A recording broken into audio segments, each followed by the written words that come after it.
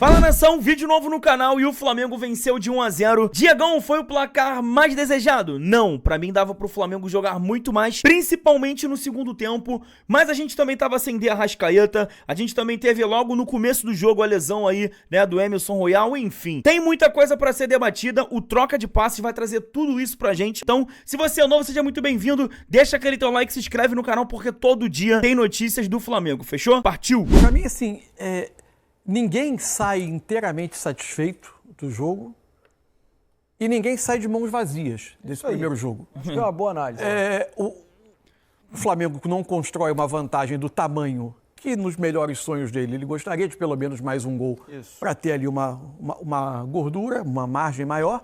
O Inter não sai vencedor, sai em desvantagem, inicia o jogo do Beira-Rio eliminado da Libertadores, mas também sai do Maracanã com uma vantagem que em um gol ele está absolutamente igualado na situação. E diante da dificuldade que ele teve para jogar no primeiro tempo, sair com um gol, acho que não chega a ser um desastre para o Internacional, que não teve assim aquela bola que ele vai ficar lembrando que ele poderia ter finalizado melhor para empatar o jogo. Então, acho que diante disso, é mais ou menos por aí. Ninguém sai de mãos vazias, ninguém sai totalmente satisfeito. E o confronto completamente aberto. Né? Para a segunda partida lá em Porto Alegre, na quarta-feira que vem. Imagino com o Beira-Rio também absolutamente lotado. Deixa eu colocar aqui para vocês os números do jogo, né? O que foi em termos numéricos, esse Flamengo 1, Internacional 0 no Maracanã, diante de 68 mil pessoas, 68.400 pessoas, um grande público para esse jogo em que o Flamengo venceu por 1 a 0. Posse de bola,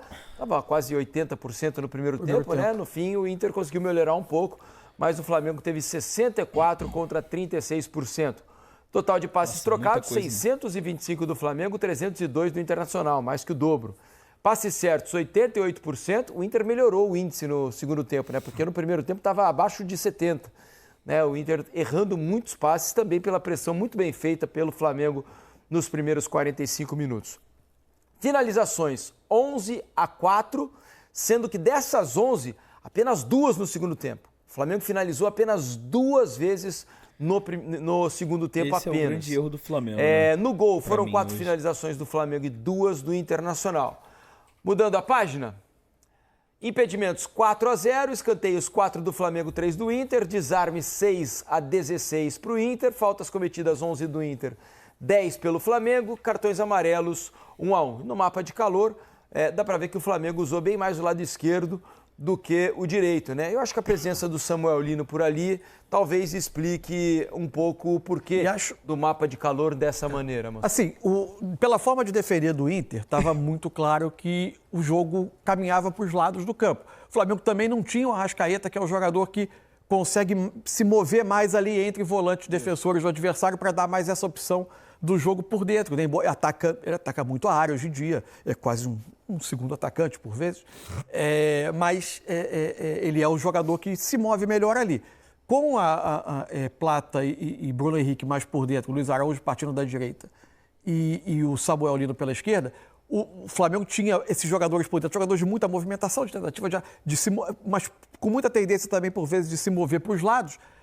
E o jogo, mesmo a forma de defender do Inter, empurrava o jogo para as pontas. O Flamengo não tinha hoje o entendimento que parecia muito promissor nos últimos jogos do Emerson Royal com o Plata pelo lado direito. Quem começava por ali era o Luiz Araújo. Talvez até pela lesão do Emerson Royal no começo do jogo, né? Aparentemente ele não estava 100% depois do tornozelo. Com 20 minutos ele se imaginou até que ele ia sair. Exato, quando ele pediu permaneceu atendimento. no primeiro tempo até o intervalo, né? Quando foi substituído pelo Varela. Talvez tenha também afetado em algum aspecto esse primeiro tempo do Emerson. E também o fato de o Flamengo gerar muita vantagem do lado esquerdo, né? Com o Samuel Lino, com o Alexandre, por vezes com algum dos meias ou algum dos atacantes chegando para tentar fazer combinações por ali. O Flamengo movia a bola rapidamente até gerar o espaço, inverteu o jogo para o lado em que ele conseguia construir. Quase todas as construções do Flamengo pelo lado do campo.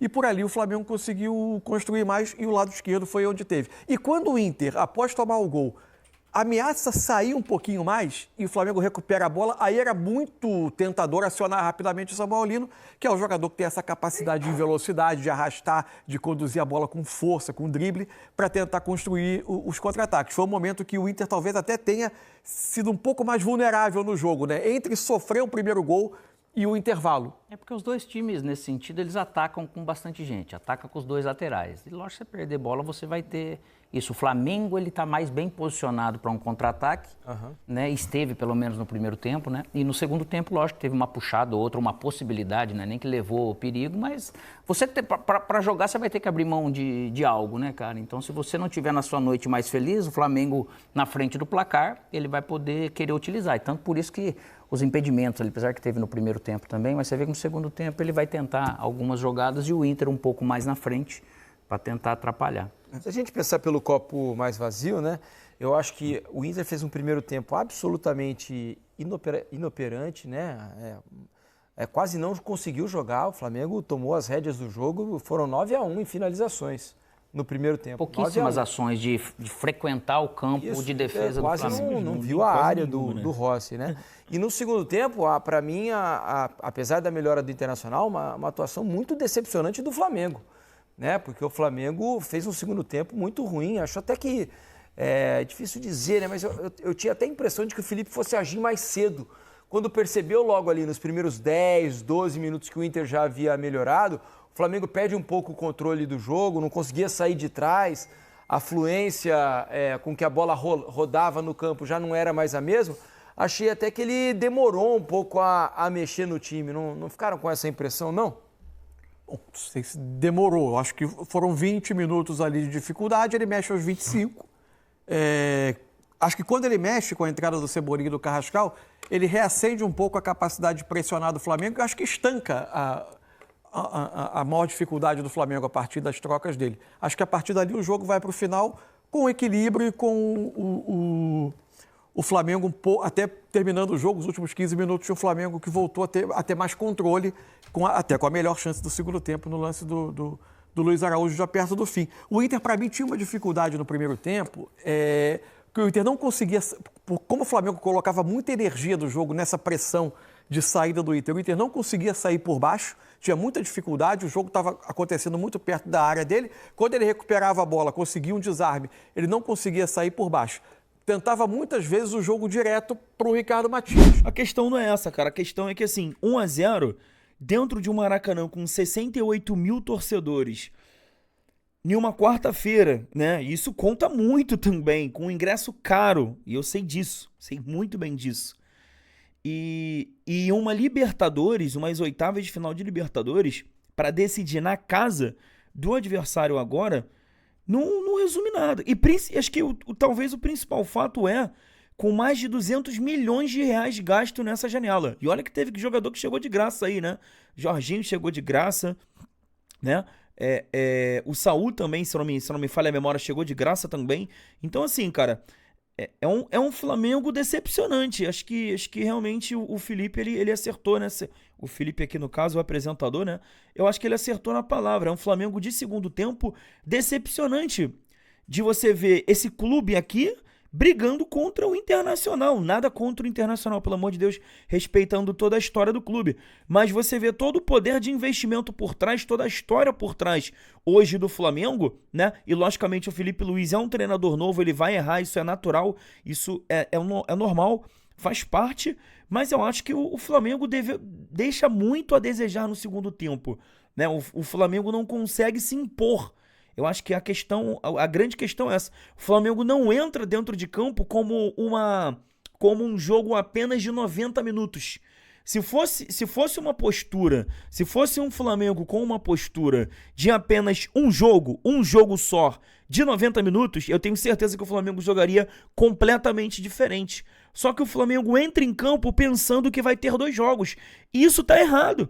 Jogar dentro da casa do adversário e ir para o segundo jogo com um placar apenas de 1-0, né? Ou você entrar em campo sabendo que vai ter o segundo jogo, é completamente errado, irmão. Já que a gente não decide em casa, então o primeiro jogo aqui no Maracanã, que foi hoje, deveria ter sido a final para o Flamengo. entende? E levar no mínimo 2-0 com esse plantel, com esse banco de reservas e principalmente jogando esse futebol com o Inter. Pô, irmão, era no mínimo 2-0. O Flamengo não finaliza, cara. O Flamengo não chuta a gol. Com tanta qualidade que a gente tem hoje, o único que, pra mim, no meu ver, tenta pelo menos arriscar é o Luiz Araújo. Mas nem sempre ele tem uma bola de qualidade na frente dele pra ele poder chutar pro gol, porque o meio de campo de hoje do Flamengo, tudo bem, ainda não encaixou, né? O Carrascal não encaixou, só foi entrar também, inclusive, no segundo tempo. O Gonzalo Plata é um cara que é ponta esquerda ou ponta direita, ele faz as duas pontas ali. Hoje ele teve que jogar pelo meio de campo, porque o De Arrascaeta estava suspenso. Então, assim, é sempre um Flamengo que a gente vê o dinheiro chegando, o dinheiro saindo principalmente, né? A gente vê os reforços chegando, mas sempre tá faltando alguma coisa. Nunca tá encaixado, sempre tá faltando. Então, assim, é uma situação muito complicada. E o jogador que tava encaixado, o jogador que encaixa, sai, né? Que no caso aí foi o Gerson. O Gerson que fazia muito bem esse meio de campo funcionar. Aí quando o De La Cruz entra em uma boa situação, o De La Cruz vai e se lesiona também. Então, assim, já pro próximo jogo, provavelmente a gente já deve ter a volta aí do Danilo, que o cara que traz muita qualidade, né, pra essa zaga também, principalmente, e a volta do De La Cruz, porque pra mim o Alan, cara, não tem qualidade, o Alan não tem essa qualidade técnica, a marcação até é legal, acho que ele acrescenta bastante, mas ele não é um De La Cruz, irmão, essa é a verdade. Pra você ter noção que na seleção do Uruguai, né, o Arrascaeta e o De La Cruz, eles brigam ali, né, tem horas que inclusive até o De La Cruz mesmo, o Nicolas De La Cruz, ele é o titular da vaga do meio de campo hoje da seleção do Uruguai. Que me falha a memória agora o nome do treinador, eu sempre esqueço. Mas enfim, pra você ter noção da qualidade que o meio de campo do Flamengo tem, mas que nunca tá disponível pro técnico Felipe Luiz.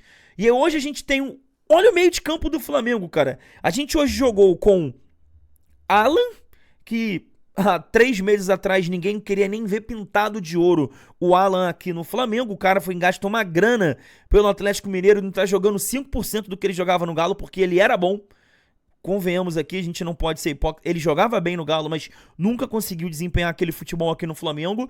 E um garoto da base, que é o Everton Araújo, que a gente não pode colocar a culpa nele. Ele ainda vai desenvolver. Tem jogadores que desenvolvem muito mais rápido, né? Então a gente tem o Alan e o Everton Araújo. E o cara mais à frente nem é meio de campo, irmão. Que no caso era o Gonzalo Plata que estava jogando ali para poder complementar, podemos dizer assim, hoje uma posição. Então, fica difícil. Realmente é uma situação muito difícil. E por isso que a torcida tá sempre cobrando, né? Ah, Diegão, isso quer dizer o quê? Que o Flamengo não tem que jogar? Não. Para mim, mesmo que com essas peças, o Flamengo ainda tinha qualidade de sair com uma gordurinha a mais, com um placar maior. Mas eu acho que o grande fato é que o Flamengo entrou em campo sem vontade, sem esse entendimento que era apenas um jogo, não 2. Felipe Luiz deveria ter colocado na cabeça de todo mundo que, olha, irmão, a final é hoje, estamos em casa, 68 mil, irmão, um mosaico lindo no começo do jogo, mas infelizmente o Felipe Luiz leva um placar de 1-0 pro Beira-Rio e, querendo ou não jogar lá, é difícil. A gente sabe da história que o Flamengo Internacional tem aí no decorrer dos anos. Bem, tá aí pra vocês o corte. Muito obrigado pela tua presença, você que me assistiu até esse momento aqui, até o final. Deixa o teu comentário, quero muito saber o que você achou aí dessa análise do Mansur, do Felipe, enfim. A minha também aqui, deixa o teu comentário, o que você achou aí, se você gostou da vitória, se de repente ficou faltando alguma coisa aí pro Flamengo. E principalmente se inscreve no canal se você é novo, pra não perder nenhum conteúdo que a gente solta aqui diariamente, fechou? Saudações rubro-negras, fui!